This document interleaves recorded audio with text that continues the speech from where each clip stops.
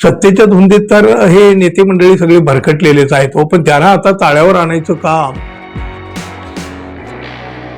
मित्र हो, नुकत्याच नगरपालिकेच्या निवडणुका झाल्या आणि आता महापालिका निवडणुकीचा रणसंग्राम सुरू आहे. कार्यकर्त्यांना नगरसेवक व्हायचे आणि राजकीय पक्षांना महापालिकावर सत्ता मिळवायची आहे. बस, सर्वसामान्य माणसाशी कोणालाही देणं घेणं नाही. ही निवडणूक बघा स्थानिकची असते असं म्हटलं जातं, पण प्रत्यक्षामध्ये बडे बडे नेते या प्रचारामध्ये उतरलेले आहेत.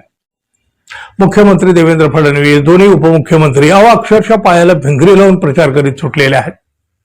कधीही नव्हे एवढी स्पर्धा या निवडणुकीमध्ये पाहायला मिळते.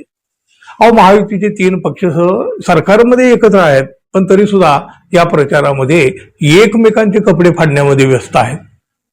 गुन्हेगारी आणि भ्रष्टाचाराचे आरोप एकमेकावरच करीत सुटलेले आहेत. बघा, दोघांनी एकमेकांचेच कपडे फाडल्यावर दोघांची अवस्था लोकांना कशी दिसत असेल, म्हणजे हे आपण रोज पाहतोच आहोत ना. एकमेकावर आरोप करणं म्हणजेच निवडणुकीचा प्रचार आहे असं सध्या हे चित्र या प्रचारामधून निर्माण झालेलं आहे. सामान्य माणसाचं कुणालाही काही पडलं नाही. नागरिकांच्या सुव्यवस्था, त्यांच्या काही परिस्थिती, समस्या, कोशाकडेही कोणालाही लक्ष द्यायचे म्हणजे वेळ नाही म्हणण्यापेक्षा त्यांच्या डोक्यातच हे येते की नाही हा प्रश्न आहे हो. स्थानिक नागरिकांच्या समस्या काय आहेत, आजवर त्या का नाहीत सुटल्या, त्या सोडवण्यासाठी भविष्यात काय केलं जाईल, अशा कसल्याही मुद्द्यावर महायुतीकडून प्रचार होताना दिसत नाही. या प्रचारामध्ये जनतेच्या ज्या समस्या आहेत त्या कुठेच दिसून येत नाहीत. सगळं अगदी लोकसभा किंवा विधानसभा निवडणूक असल्यासारखं अगदी वरच्या पातळीवरच्या गप्पा सुरू आहेत. जाती द्वेष, धार्मिक मुद्दे, गुन्हेगारी, बंडखोरी, गद्दारी, वैयक्तिक टीका याच्याशिवाय या प्रचारामध्ये दुसरं काहीही दिसत नाही, काही ऐकायला मिळत नाही. बघा, राज्यामध्ये सगळीकडे चित्र हे असंच दिसत असलं ना, आणि मतदार सुद्धा त्याकडे लक्षपूर्वक दुर्लक्ष जरी करीत असले तरी पुणेकर मात्र हे खपवून घेणार नाहीत आणि त्यांनी ते घेतलंही नाही. म्हणूनच पुण्यातल्या मतदारानं या नेत्यांचे अक्षरशः कान उपटले आहेत.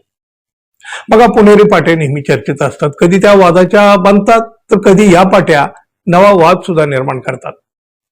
बहुसंख्य वेळा या पाट्या अत्यंत चांगला आणि नेमका संदेश सुद्धा देत असतात आणि म्हणून या पुणेरी पाट्यांची चर्चा सातत्यानं होत असते.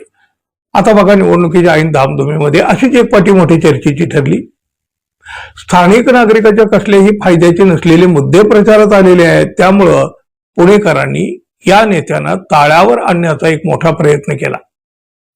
या पुणेरी फलकावर पुण्यात नेत्यांनी सभा नक्की घ्याव्यात, पण त्यामध्ये धार्मिक मुद्दे, जातीय द्वेष, बंडखोरी, गद्दारी, वैयक्तिक टीका यासारख्या विषयावर न बोलता पुणे शहरातील वाहतूक कोंडी, रस्ते, पाणी, शिक्षण, रोजगार, कचरा नियोजन, महिला सुरक्षा, शहराबद्दलचे व्हिजन यासारख्या सामान्य माणसाच्या मूलभूत विषयावर बोलावं ही विनंती, असा मजकूर लिहिलेला आहे. खरं तर राजकीय पक्षासाठी आणि नेत्यांसाठी पुणेकरांनी लगावलेली ही एक सणसणीत अशी एक चपराक आहे.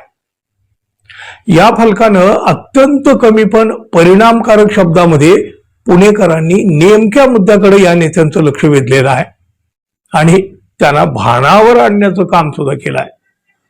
सत्तेच्या धुंदीत तर हे नेते मंडळी सगळे भरकटलेलेच आहेत हो, पण त्यांना आता ताळ्यावर आणायचं काम तुम्हाला, आम्हाला म्हणजे मतदारांनाच करावं लागणार आहे आणि पुणेकरांना ती सुरुवात केली सुद्धा. अभिनंदन पुणेकर. धन्यवाद. पुन्हा भेटू. नमस्कार.